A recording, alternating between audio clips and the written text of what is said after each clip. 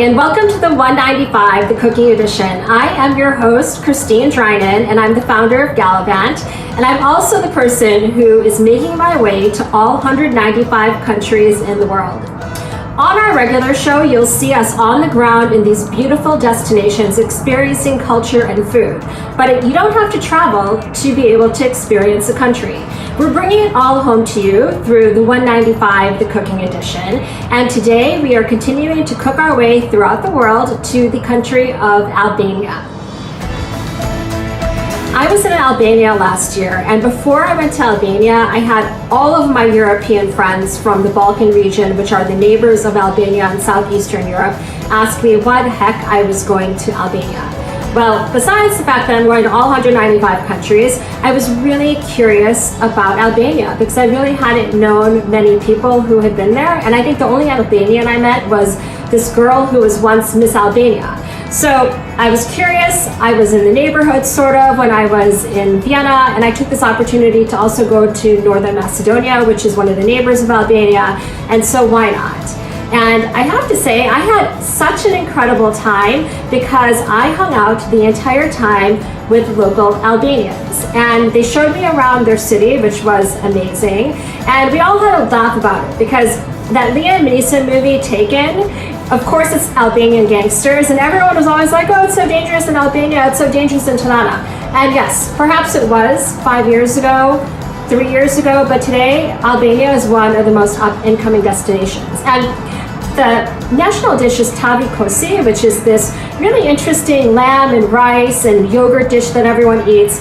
And then there's also some amazing burek, which is also something that's a regional specialty, but Albania has their own. What I really liked was a homemade dish that you're not going to find on any restaurant menu. It is a dish called pasticcio, which is something that your mother would make you just as a home-cooked meal. And it's really simple. There is pasta, normally it's spaghetti or whatever you have in your cupboards. What I did was I emptied out all my random pastas that I have laying around, and I just combined it all together in one. It is milk. I use almond milk in mine, oat milk in mine. We have some feta cheese, which is very common, some butter, some eggs, and some Parmesan cheese that you can sprinkle on top. But really, this is a dish that your mother would make you, and she would just throw whatever was available in there. And I really like how simple this whole dish is because you make it in one bowl. So we're gonna start, and I'm gonna tell you a little bit about my time when I was in Albania while we're doing this. This is the butter. I'm gonna take a little bit of this butter. Recipes, of course, are gonna be on Gallivant. I'm using about 2 tablespoons, but it really just depends on how much your pasta cooks up. And this is their version, really, of the mac and cheese, though it's much simpler than the neighboring countries. They have pasticcio in Greece.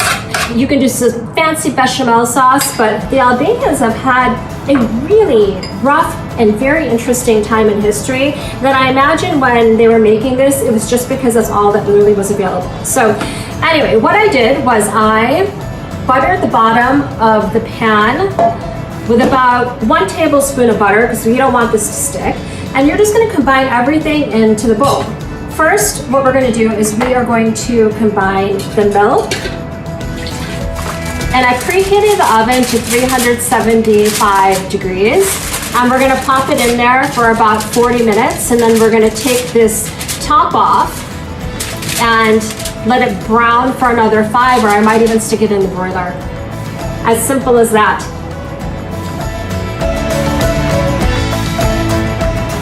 It's been about 35 minutes, and it's about now that we need to start to beautify this dish. And so this is no offense to any Albanian moms, but there's nothing that attractive about this to me that it makes me want to eat it. So we're gonna Gallivant this a little bit, and we're gonna add some toasted gluten-free breadcrumbs that I toasted up with a little bit of fresh parsley. And we are also going to add a little bit of paprika because I like some color to the dish. Otherwise, it looks pretty bland. But otherwise, it's relatively traditional. And let's see. Add this on the top. While Albania was never part of the a part of Yugoslavia, there is a lot of crossover here in this Balkan region with cultures and influence. The Germans were in Albania, the Italians were in Albania. Before I pop this back in the oven, I want to show you, because there is a big difference, and how you present your food actually makes a difference in how people perceive the taste of it. So while we're going to be doing fairly traditional recipes on Galavant, we're always going to add a little Galavant twist. So after 35 minutes, I've added these little extras in, and now we're going to put this back into the oven. We are not going to cover it this time, and we are going to let this bake, not broil, but bake under your 375 for another 8 minutes or so, and then we are going to broil so it gets that nice little crunch on top. It took a lot more time to cook this than it actually did to make this. It took us like, what, 5 minutes together to make this? And after we baked it for 40 minutes and then we broiled it for another 5 minutes, we have this beautiful kind of crunchy top, a little browned in some areas, but I don't know about you, I love the brown bits. And we're gonna let this sit just for a couple more minutes, just so it kind of comes together and we can cut it into slices. But I thought it'd be fun to do some famous people who come from Albania.